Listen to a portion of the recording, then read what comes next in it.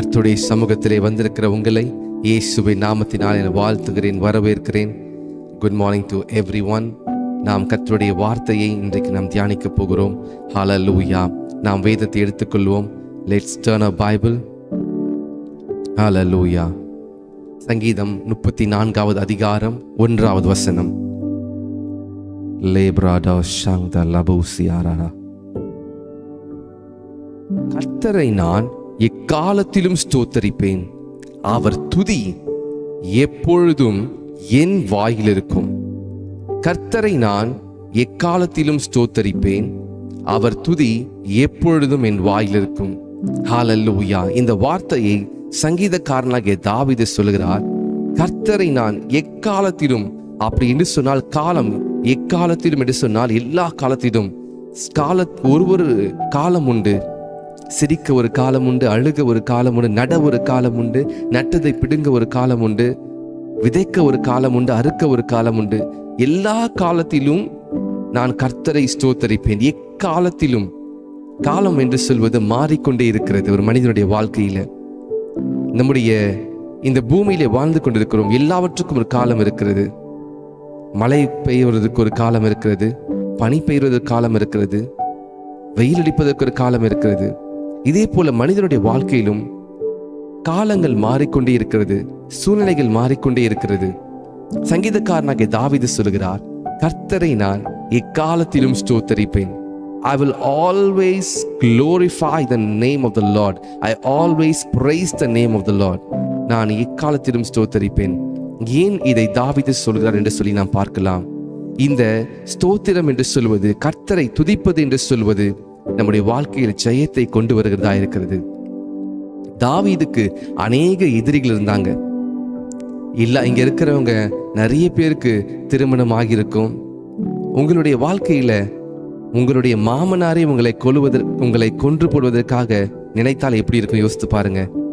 தாவீதுடைய சொந்த மாமனார் சவுல் தாவீதை கொன்று போட வகை தேடுகிறார். எப்படி வகை தேடுகிறார் தெரியுமா? நிறைய வேலைக்காரர்களையும் போர் சேவர்களையும் அனுப்பி தாவீதை கண்டுபிடித்து கொண்டு வந்து அவரை கொல்லும்படிக்கு வகை தேடுகிறார். தாவீது எல்லா நேரங்களிலும் கர்த்தரை துதித்து பாடிக்கொண்டிருப்பதினாலே தாவீதுக்கு வெற்றி நிச்சயம் என்பதை தாவீது தெரிந்திருந்தார். இன்றைக்கு நீங்களும் நானும் எதை குறித்து நாம் கலங்கிக் கொண்டிருக்கிறோம்? தாவீதுக்கு அநேக எதிரிகள் இருந்தார்கள். தாவீதை கொன்று போடும்படிக்கு ராஜாக்கள், பெலிஸ்திய ராஜாக்களா இருக்கட்டும், எத்தனையோ பேர் இருந்தாங்க. தன்னுடைய சொந்த மகனாகிய அப்சலோம், தன்னுடைய சொந்த பிள்ளைகள் தாவீதை கொலை செய்வதற்கு வகை தேடினார்கள். தாவீது பட்ட கஷ்டங்கள் ஏராளம், தாவீது பட்ட வேதனைகள் ஏராளம்.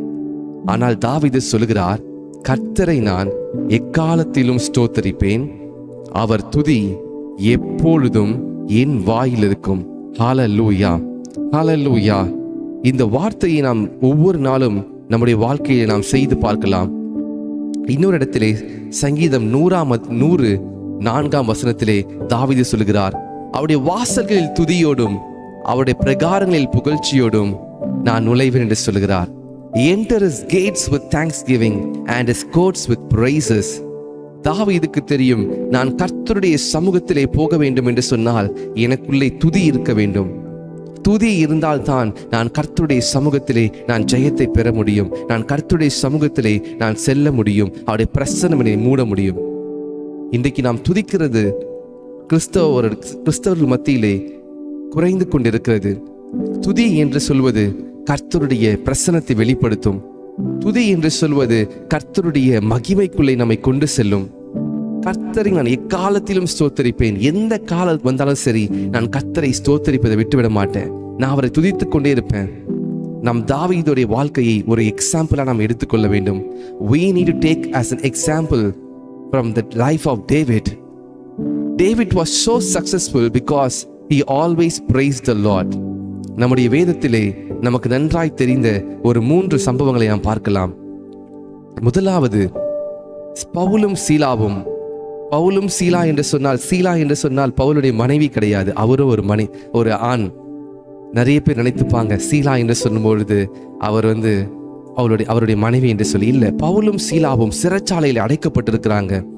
இவர்கள் 2 பேரும் நடு ராத்திரியில துதிக்க ஆரம்பிக்கிறாங்க. துதிக்க துதிக்க துதிக்க அவர்களுக்கு அறியாமலேயே அவர்கள் கர்த்தருடைய பிரசன்னத்தை அந்த இடத்திலே கொண்டு வந்து கொண்டிருக்கிறார்கள். தேவச்சனமே, கர்த்தருடைய பிரசன்னம் ஒரு இடத்திலே வரும் பொழுது சங்கிலிகள் உடைய ஆரம்பிக்கும், சிறைச்சாலை கதவுகள் திறக்க ஆரம்பிக்கும், நிலநடுக்கம் வர ஆரம்பிக்கும். பவுலும் சீலாவும் அடைக்கப்பட்டிருந்த அந்த சிறைச்சாலையானது அதிர்ந்தது. எல்லா சங்கிலிகளும் எல்லா கதவுகளும் உடைந்தது. தேவ ஜனமே, இன்றைக்கு நீங்க எந்த சிறைச்சாலையில் இருக்கிறீங்க? எப்படிப்பட்ட சிறைச்சாலையில் நீங்க இருக்கிறீங்க? In what prison the enemy has kept you? சிலர் பயம் என்னும் சிறைச்சாலைக்குள் அடைக்கப்பட்டிருக்கிறீங்க. சிலர் கவலை என்னும் சிறைச்சாலைக்குள் அடைக்கப்பட்டிருக்கிறீங்க. சிலர் வியாதி என்னும் சிறைச்சாலை அடைக்கப்பட்டிருக்கிறீங்க. சிலர் மரண போராட்டத்தில் அடைக்கப்பட்டிருக்கிறீங்க. சிலர் தன்னாகவே யோசனைகள், கற்பனை, நெகட்டிவான யோசனைகளுக்குள்ள போய் நம்ம சிக்கி கொண்டிருக்கிறோம். இது பலவிதமான சிறை ஒவ்வொருவருக்குள்ளும் இருக்கிறது. இன்னைக்கு நம்முடைய சிறை உடைய வேண்டும் என்று சொன்னால் நாம் துதியை நாம் ஆயுதமாய் எடுக்க வேண்டும். The power of praise. கர்த்தரை நாம் துதிக்க துதிக்க துதிக்க நம்முடைய வாழ்க்கையில பிரசன்னம் வர ஆரம்பிக்கும். கர்த்தருடைய பிரசன்னம் வரும் பொழுது அந்த இடம் மகிமையாய் மாறும். ஹல்லேலூயா. பவுலும் சீலாவும் துதித்து பாடினார்கள். சிறைச்சாலை கதவுகள் உடைந்தது, நிலநடுக்கம் வந்தது. இன்றைக்கு உங்கள் வாழ்க்கையில ஒரு பெரிய அசைவு உண்டாக வேண்டும் என்று சொன்னால் நேரம் எடுத்து துதிக்க ஆரம்பிங்க. கர்த்தருடைய வசனத்தை படிப்பதற்கு முன்பாக ஒரு 2-3 பாடல் நீங்கள் பாடி கர்த்தருடைய வார்த்தையை நீங்கள் படித்து பாருங்கள். உங்களுடைய வாழ்க்கையில கர்த்தருடைய பிரசன்னத்தை நீங்க உணர்வீங்க. சவுல், தாவீதுடைய மாமனார் சவுல், பிசாசினாலே அவன் அவதிப்பட்டு கொண்டிருக்கிறான். ஒரு அசுத்த ஆவி சவுலை அவதிப்படுத்தி கொண்டிருக்கிறது. இந்த சவுல் அவர் என்ன பண்றாரு தெரியுமா? கர்த்தருடைய பிரசன்னத்தை வந்தால் என்னுடைய அசுத்தாவியினிடத்து வெளியே போகும் என்று அறிந்திருந்தான். அதனாலே தாவீதை அழைத்து, தாவீது சிறுவனாய் இருக்கும்போது அழைத்து அவனை சுரமண்டலத்தை வாசிக்கும்படி கேட்டுக்கொள்கிறார். தாவீது சுரமண்டலத்தை வாசிக்கும் பொழுது கர்த்தருடைய பிரசன்னம் இறங்கி வருகிறது. தாவீது சுரமண்டலத்தில் என்ன வாசிக்கிறார் தெரியுமா? கர்த்தரை பாடி கர்த்தரை புகழ்ந்து வாசிக்கிறார். தேவ ஜனமே, அசுத்தாவிகள் பயப்படுவதற்கு ஒரு ஆயுதம் என்ன தெரியுமா? துதி. துதியின் ஆடை அணிந்து துயரமெல்லாம் மறப்போம் என்று பக்தன் பாடுகிறார்.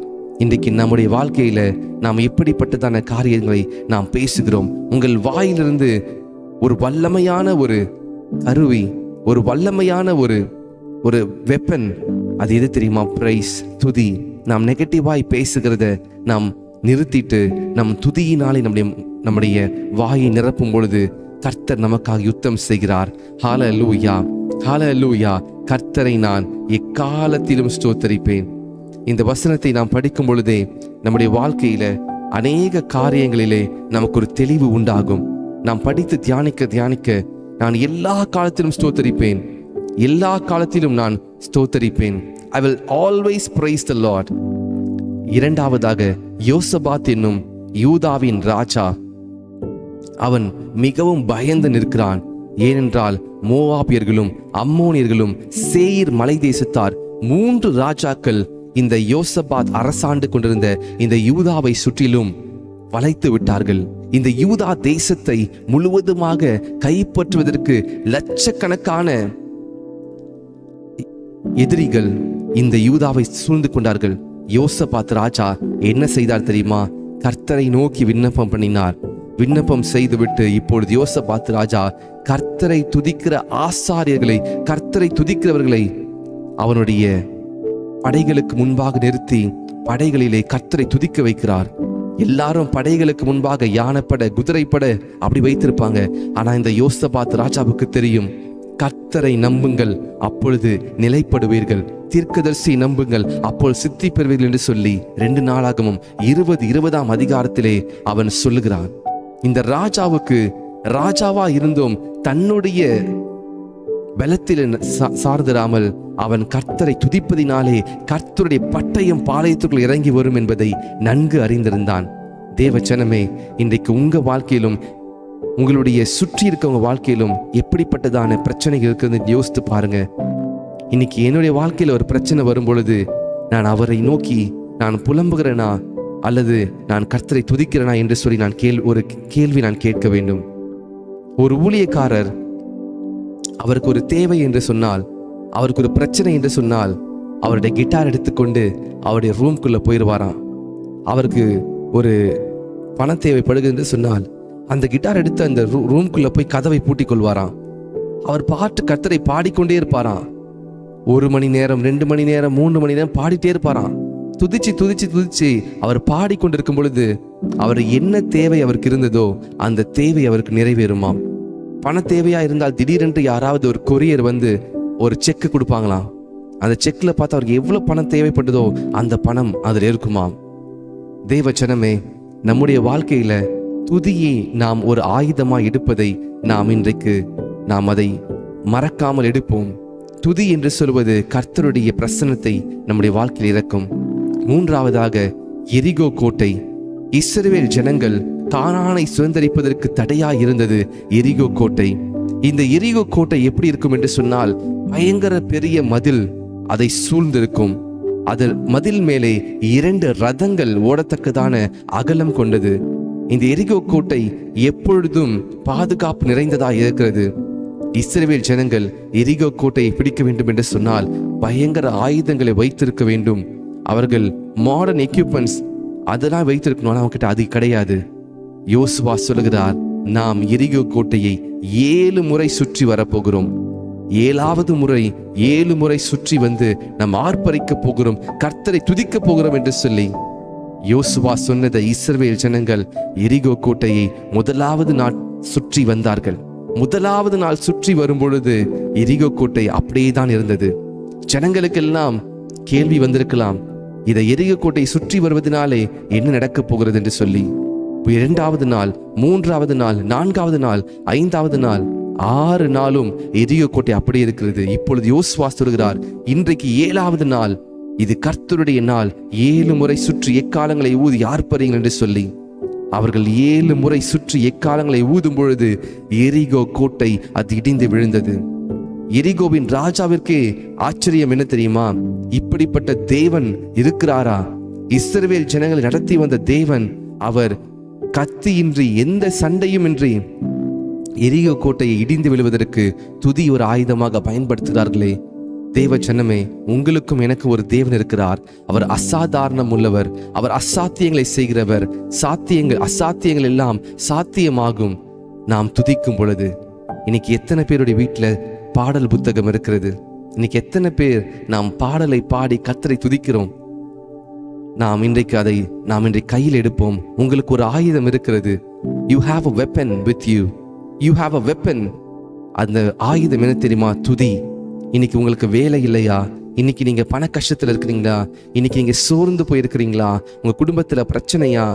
துதிக்க ஆரம்பிங்க. கர்த்தரை துதிக்கும் பொழுது சங்கிலிகள் உடையும், எரிகோ கோட்டை உடையும். உங்களுக்கு விரோதமாக எழும்பி நிற்கிற 3 ராஜாக்கள், யோசபாத் ராஜாவுக்கு விரோதமாய் வந்த 3 ராஜாக்கள், அம்மோன் ராஜா, அம்மோனியர்கள், சேயீர் மலை தேசத்தார், இப்படிப்பட்ட மோவாபிய ராஜாக்கள் வந்த பொழுது அவன் செய்தது துதித்தான். துதிக்கும் பொழுது பாளையத்திற்குள்ளே ஒரு பெரிய கன்ஃபியூஷன், பாளையத்திற்குள்ளே ஒரு குழப்பம் உண்டாயிற்று. தங்களுக்குள்ளே வெட்டுண்டு மடிந்தார்கள். ஹல்லேலூயா. பக்தன் பாடுகிறார், துதி எடுத்தால் சாத்தான் ஓடுவான், முறுமுறுத்தால் திரும்பி வருவான். ஃபாதர் பெர்க்மன்ஸ் அவர் இந்த பாடலை பாடுகிறார். துதி எடுக்கும் பொழுது சாத்தான் ஓடி போவானாம், ஆனால் நாம் முறுமுறுத்து கொண்டிருந்தால் அவன் திரும்பி வருவான் என்று சொல்லி. தேவ ஜனமே, இன்றைக்கு இஸ்ரவேலை கர்த்தர் தெரிந்தெடுத்தது உண்மை என்று சொன்னால், ஆவிக்குரிய இஸ்ரவேலராக நீங்களும் நானும் கர்த்தருக்கு இருக்கிறோம். ஹல்லேலூயா. எத்தனை பேர் விசுவாசிக்கிறீங்க? நீங்களும் நானும் கர்த்தருடைய பிள்ளைகளாக இருக்கிறோம். அவர் தெரிந்தெடுக்கப்பட்ட ஆபிரகாமின் சந்ததியாக இருக்கிறோம். நாம் இயேசு கிறிஸ்துவுக்குள்ளே முன்குறிக்கப்பட்டிருக்கிறோம். நீங்களும் நானும் கத்தி எடுத்துக்கொண்டு யுத்தம் செய்ய வேண்டாம். யுத்தம் என்னுடையது. நீங்க என்ன பண்ணுங்க? துதிக்க ஆரம்பிங்க. Praise the Lord. பிரைஸ் பண்ணுங்க. கர்த்தரை பிரைஸ் பண்ணுங்க. நாம் அநேக நேரத்தில் ஒருவரை பார்க்கும்போது நாம் என்ன சொல்றோம்? Praise the Lord. அப்படி என்றால் என்ன? கர்த்தருக்கு மகிமை, கர்த்தருக்கு துதி. நாம் கர்த்தரை கனப்படுத்தி கர்த்தரை முன்னிறுத்தும் பொழுது உங்க பிரச்சனைகளுக்கு பதில் அங்கதான் இருக்கிறது. ஹல்லேலூயா. பவுலும் சீலாவுக்கும் தெரியும். எரிகோ கோட்டை உடைத்த யோசுவாவுக்கு தெரியும். எரிகோ கோட்டை அது எவ்வளவு கடினமாக இருந்தாலும் துதியானது அதை உடைக்கும். யோசபாத் ராஜாவுக்கு தெரியும், எரிகோ அந்த 3 ராஜாக்களை அழிப்பதற்கு யோசபாத் இடத்திலே பலன் இல்லை. ஒரு ராஜாக்கு விரோதமாக 3 ராஜாக்கள். ஆனாலும் கர்த்தர் அவர்களை கன்ஃபியூஷன், ஒரு பயங்கரமான குழப்பத்திற்குள்ளே போனார்கள். இன்றைக்கு நீங்களும் உங்களுடைய சந்ததியும் கர்த்தரை சேவிக்கும் என்று சொன்னால், கர்த்தரை துதிக்கும் என்று சொன்னால், உங்கள் வாழ்நாள் எல்லாம் வெற்றியை மாத்திரம்தான் நீங்கள் பார்ப்பீங்க. தோல்வி உங்களுக்கு இல்லை. துதிக்கிறவனுக்கு ப்ரமோஷன் நிச்சயம். ஹல்லேலூயா. ஆராதனையும் துதியும் நாம் செலுத்தும் பொழுது அவனுக்கு ப்ரமோஷன் நிச்சயம். ஹல்லேலூயா. நம்முடைய வாழ்க்கையில துதி எப்பொழுது வரும் தெரியுமா? நம்பிக்கையா இருக்கும் பொழுது வரும். This prayer, this worship, this praise will come when we have hope in the Lord. நம்முடைய வாழ்க்கையில துதி இல்லாவிட்டால் நம்முடைய வாழ்க்கையில நம்பிக்கை அற்று போகும். தேவச்சனமே, இன்னைக்கு இந்த மெசேஜை கேட்டுக்கொண்டிருக்கிறீங்க. ஒருவேளை உங்க வாழ்க்கையில நீங்க ஏதோ ஒரு சிறைச்சாலையில அடைக்கப்பட்டிருக்கிறீங்களா? பிசாசவன் சிறைச்சாலையில வைத்திருக்கிறானா? உங்களை சுற்றிலும் ஒரு விதமான கட்டு இருக்கிறதா?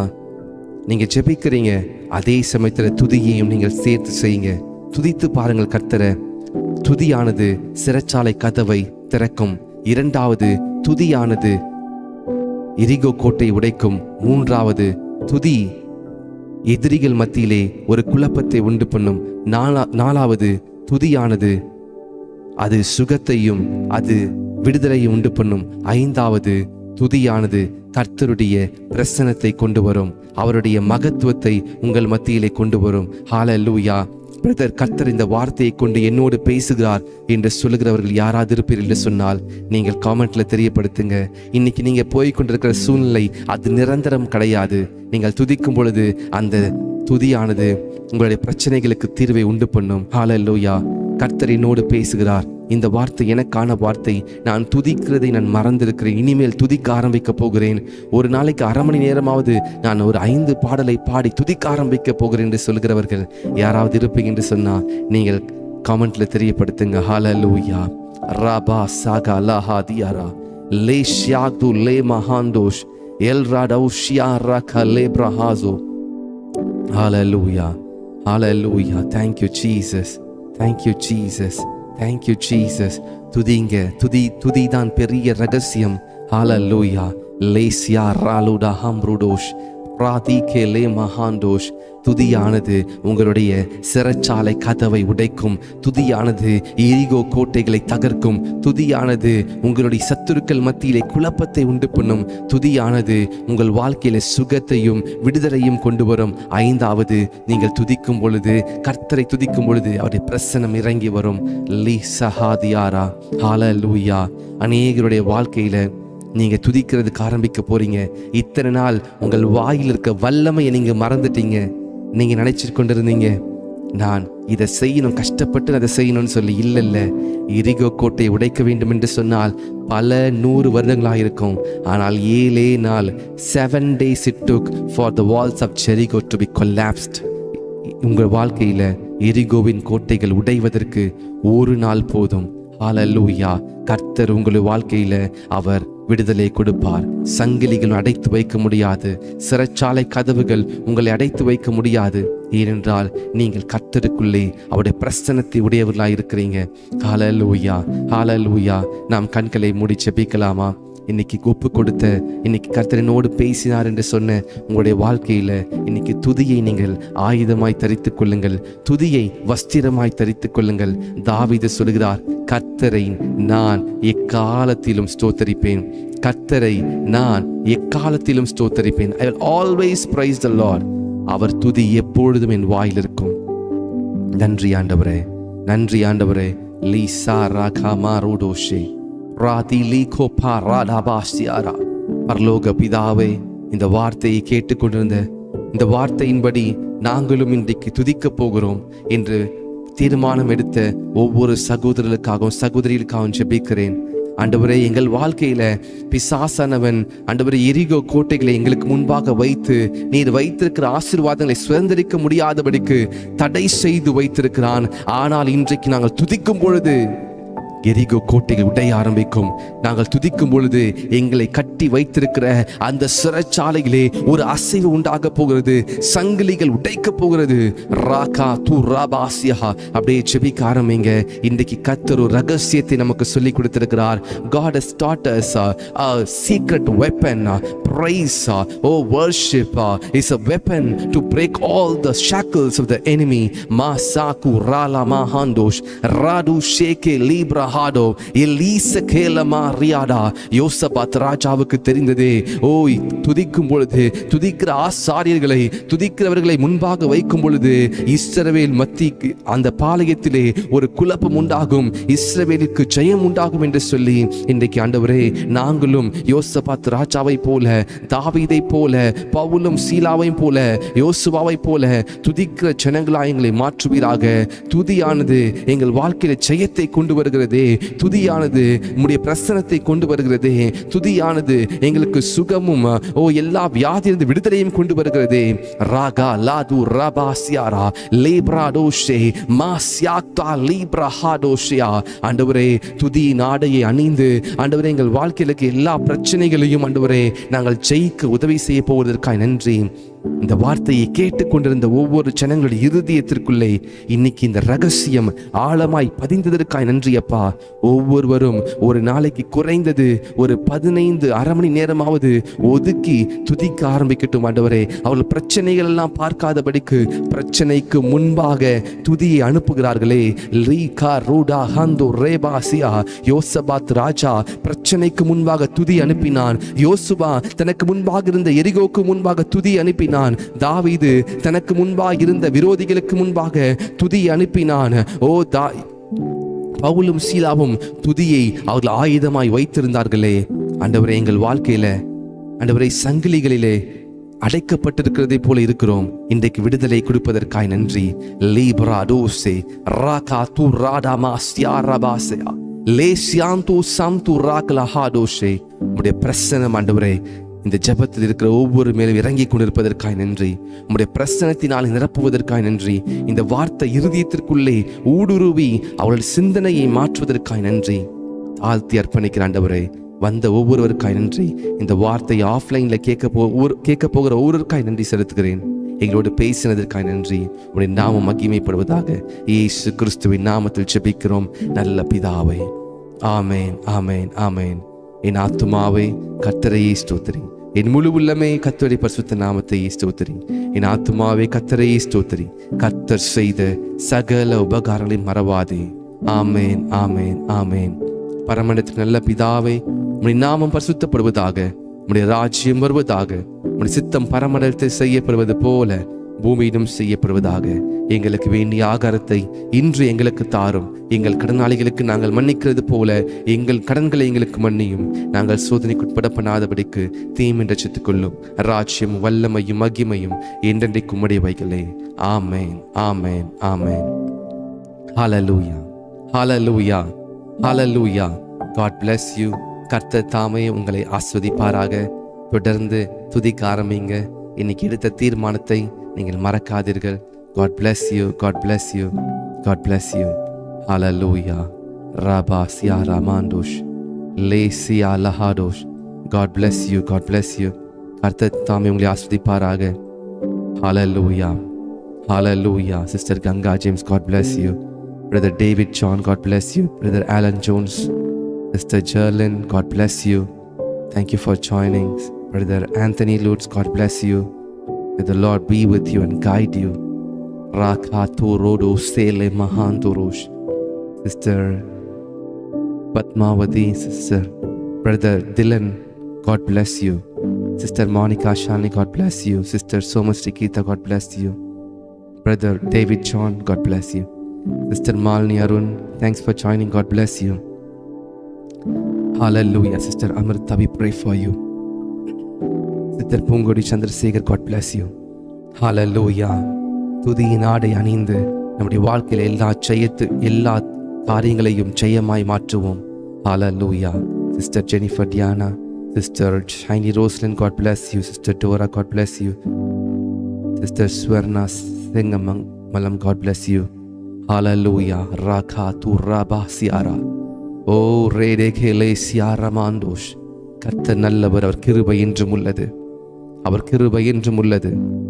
எந்த சங்கிலிகள் உங்களை கட்டி வைத்திருந்தாலும், எந்த சிறைச்சாலை கதவுகள் அடைத்து வைத்திருந்தாலும், எந்த ஆசீர்வாதத்தை பிசாசம் தடுத்து வைத்திருந்தாலும்,